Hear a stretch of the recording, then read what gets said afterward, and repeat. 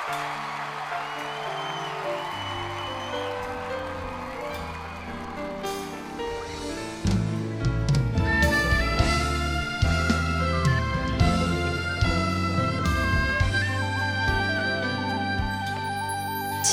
เคยถามกับฉันที่ฉันรักเธออยากจะรู้รักเพราะอะไรกลับไปคิดไปค้นใครครวญมากมายไม่เจอคำตอบที่ผ่านมานั้นไม่คิดอยากรู้ที่มาว่าไม่เคยหาเหตุผลใดๆแค่ตัวฉันเพียงรู้ว่าเป็นสุขใจเมื่ออยู่เคียงกันอาจจะฟังแล้วไร้เหตุผลว่าสิ่งที่ทำให้คนรักกัน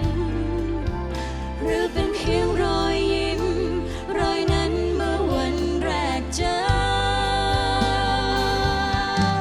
หากจะหาเหตุผลสักคำว่าสิ่งที่ทำให้ฉันรักเธอนั่นเป็นเพราะตัวฉันมาเจอสิ่งดีงาม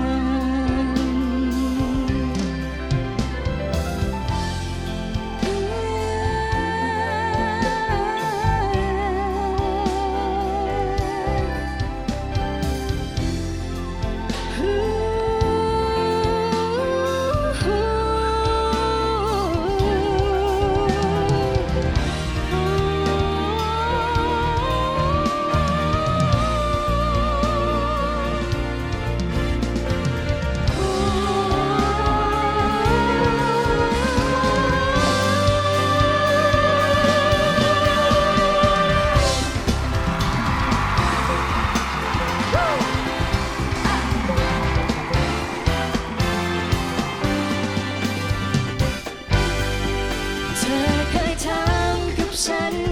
ที่ฉันรักเธอก็อยากจะรู้รักเพราะอะไรกลับไปคิดไปคนใครครวญมากมายไม่เจอ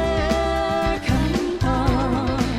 ที่ผ่านมานั้นไม่คิดอยากรู้ที่มาไม่เคยหาเหตุผลใด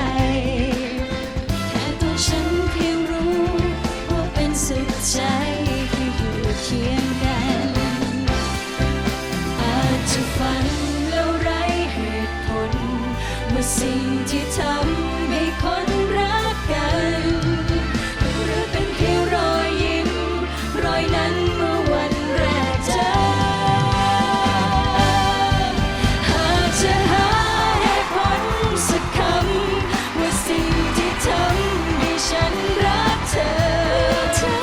นั่นเป็นเพราะตัวฉันมาเจอ